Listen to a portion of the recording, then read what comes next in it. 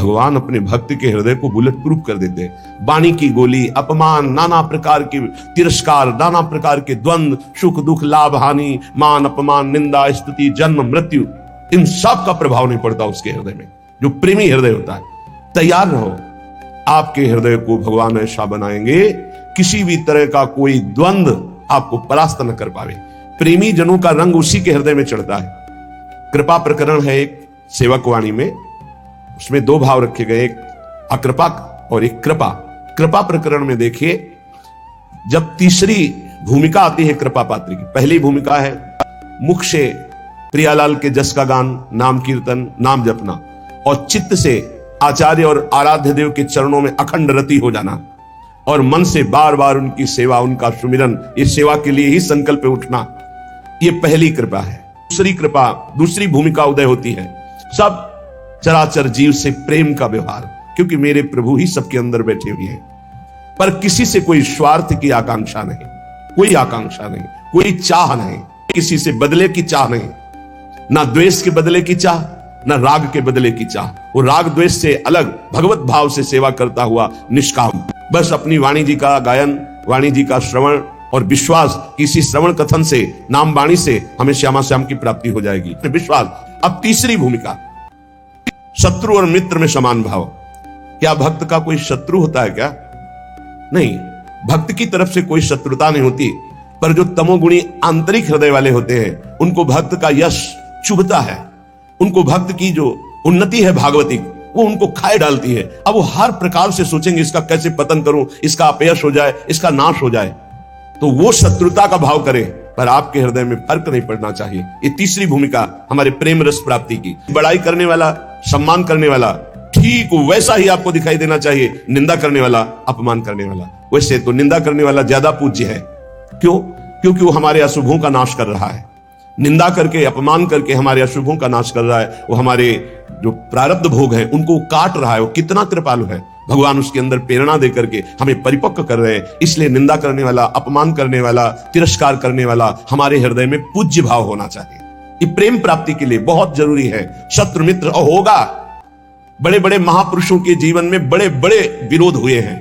अगर विरोध ना हो तो भक्ति में रंग नहीं, जब विरोध आवे तो नाच पड़ो कि भक्ति रंग ला रही है।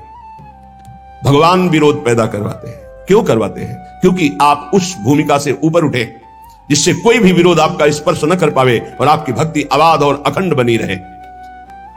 अपमान और मान दोनों को सम मान करके सो। अगर कोई सम्मान कर रहा है तो उसकी मति, अपमान कर रहा है तो उसकी मति। सम्मान और अपमान में दोनों में समान स्थिति होनी चाहिए। ना कोई दुख, ना कोई सुख, ना कोई लाभ, ना कोई हानि। हर समय अपने प्रिया प्रीतम के चिंतन में इतना चित्त जोड़े है कि दुख सुख का, लाभ हानि का कोई प्रभाव ही नहीं पड़ रहा। ये तीसरी भूमिका। चौथी भूमिका, अब जो है तैयारी हो गई प्रेम रंग रंगने की, तो भगवान ने ऐसा रंग भेजा, ऐसा रंग रंगने वाला मिला दिया जिससे प्रेम रंग से हृदय रंग जाए। बोलिए उसको प्रेमी जनों का संग मिल गया। बड़ा कठिन है, सही संग मिल जाना बड़ा कठिन है, भगवान की कृपा से मिलता है। नहीं तो मिलावट ऐसी प्रपंच की बनी रहती है कि चित्त निर्विकार होकर प्रभु में लगने के लिए अगर तैयारी भी करे तो भी फिसल कर प्रपंच में फंस जाए। बहुत संग मिले वो संग नहीं, इष्ट मिले, जहां भजन की रसरीति मिले, जहां अपना मन मिले, ऐसा सत्संग मिल जाए तो बहुत जल्दी प्रेम रंग की प्राप्ति होती है। श्री प्रियालाल के प्रेमी जनों का संग मिला तो नित्य नवीन प्रेम का प्रादुर्भाव होने लगा। चौथी भूमिका आई तो पांचवी भूमिका में लीला दर्शन होने लगता है। तो खुले हैं बंद, वो प्रिया प्रीतम की रूप माधुरी, लीला माधुरी में डूबा हुआ, आनंद सुप्रवाह करता हुआ एक एक क्षण महाप्रेम में व्यतीत हो रहा है। ये छठवीं भूमिका आई। क्षण क्षण में उसका रोना हो रहा है, क्षण क्षण में वो प्रियालाल के संग विहरण कर रहा है, क्षण क्षण में उनकी लीलाओं का गायन करके डूब रहा है। सातवीं भूमिका में हर समय प्रिया प्रीतम के साथ रहता है, हर समय। और आठवीं भूमिका जब जागृत होती है तब जो बड़े बड़े ईश्वर कोटि के महापुरुषों के लिए दर्शन पाना दुर्लभ है, उस केली का दर्शन करता है। निरंतर कुंज रंध्रों में लगकर प्रियालाल की अद्भुत केली का वो उपासक अवलोकन करता है, जिसके हृदय में प्रेम जागृत हो जाता है। ये 7 भूमिकाएं बहुत सुंदर प्रेम की श्री सेवक जी महाराज ने वर्णन की। तो जो उपासक सहनशील होता है वही इस मार्ग में चलता है। जब प्रशंसा होती है तो सबको अच्छा लगता है, और जब निंदा होती है तो सबको बुरा लगता है, लेकिन प्रेमी को नहीं। प्रशंसा प्रेमी को चुभती है और निंदा उसको मीठी लगती है। ये उल्टा मार्ग है, प्रेम का उल्टा मार्ग है। सम्मान करे तो ऐसे कर लेगा, अपमान करे तो उसके चरणों में प्रणाम करेगा। ये प्रेम का मार्ग उल्टा मार्ग है। सब प्रकार से सहनशील होता है, उसके हृदय में प्रेम का प्रादुर्भाव। सब सहना है, कुछ नहीं कहना, ये हमारा मार्ग है। सब सहना है, कुछ नहीं कहना। अगर तुम हमें दुख देना चाहते हो तो हम सुख क्यों चाहें? अगर तुम अपमान करवाना चाहते हो तो हम सम्मान क्यों चाहेंगे? प्रभु यदि आप निंदा करवाना चाहते हो तो हम प्रशंसा क्यों चाहेंगे? हम तो आपकी चाह में चाह मिलाए हुए। ये प्रेमी का हृदय होता है। प्रेम बड़ा पवित्र होता है, निर्दोष होता है। छल, कपट, बेईमानी, स्वार्थ, स्वसुखवांछा, ये प्रेम में छू नहीं जाती। जहां प्रेम प्रकाशित होता है वहां छल नहीं होता, कपट नहीं होता, छुपाव नहीं होता, बेईमानी नहीं होती, स्वार्थ नहीं होता।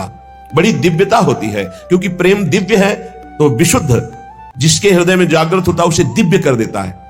अब पार्थिव बुद्धि शरीर रागी वो दिव्य को कैसे जान पाएगी? तभी उसको आश्चर्य होता है, ऐसा कैसे हो सकता है, ऐसा कैसे हो सकता है? अरे जब दिव्य प्रेम, दिव्य प्रभु की कृपा का प्रभाव होता है तो पार्थिव बुद्धि नहीं समझ पाती। श्री जी की कृपा, लालजू की कृपा, उनकी कृपा का केवल स्वाद। अभी वो कृपा हट जाए तो अभी बोलना की आवाज नहीं निकलेगी। सुई के धागा जहां जानना मुश्किल है वहां अनंत ब्रह्मांड पार कर दे। ये माया भगवती ऐसी आंधी चलाएगी कि तुम हमारी बात न पकड़ पाओ, और बाद में देख लेना तुम्हें समझ में आएगा कि क्या हमने खो दिया। परमानंद बैठ करके मूक से वाचाल कर दिया, अब इस वाचाल से वो मूक कर दे, उनकी महिमा की बात। अगर उनका है कि दहाड़ो तो अंतिम श्वास तक ऐसे दहाड़ते रहेंगे। भगवान की कृपा से जो दिव्यता आती है वो मानुषिक नहीं होती, उनमें मानुषिक नहीं होती।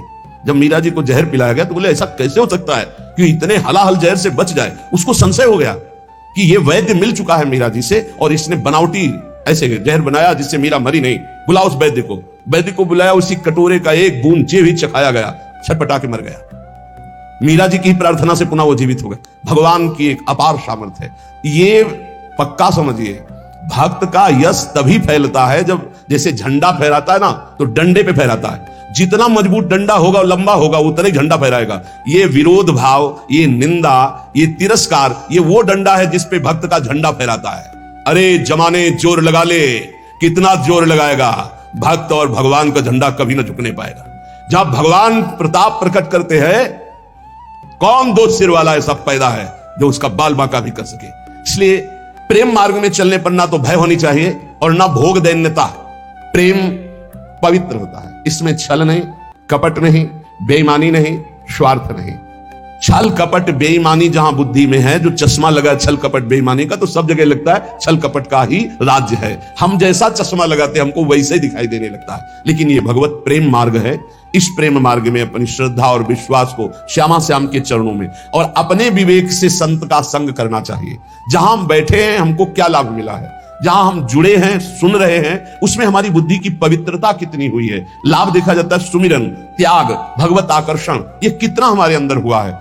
ये हमें देखना है कि हमें जो सत्संग मिल रहा है उससे हमारे भगवत मार्ग कितना पुष्ट हो रहा है, तभी हमारा दृढ़ विश्वास होगा। और जो पुष्ट हो रहा है वो हमारे ऊपर कृपा है श्री जी की, गुरु जी की, आचार्य की, तभी हमारा उत्साह बन पाता है। तो बचना चाहिए अपनी श्रवणेन्द्रीय के प्रपंच जनित वचन सुनने से, नेत्रेंद्रीय से दोष दर्शन से, तो हमारा जो हृदय है वो छल कपट बेईमानी आदि दोषों से रहित हो जाए। सच्चे प्रेमी में पाप आचरण नहीं रह जाते। जो सत्य मार्ग के पथिक हैं उनमें पाप आचरण नहीं होते। पाप होते हैं कामना के कारण, और कामना होती है देहाभिमान के कारण, और देहाभिमान होता है अज्ञान के कारण। सबका मूल अज्ञान और अविद्या है। जब प्रेम का प्रकाश होता है तो अज्ञान ही नहीं रह जाता, इसलिए ना वासना रह जाती, ना कोई कामना रह जाती है। भगवत प्रेम ये अंतिम चरम पुरुषार्थ है जो मोक्ष के आगे की भी बात है। भगवत प्रेम अत्यंत दुर्लभ है, पर इसकी प्राप्ति कृपा से सहज में हो जाती है।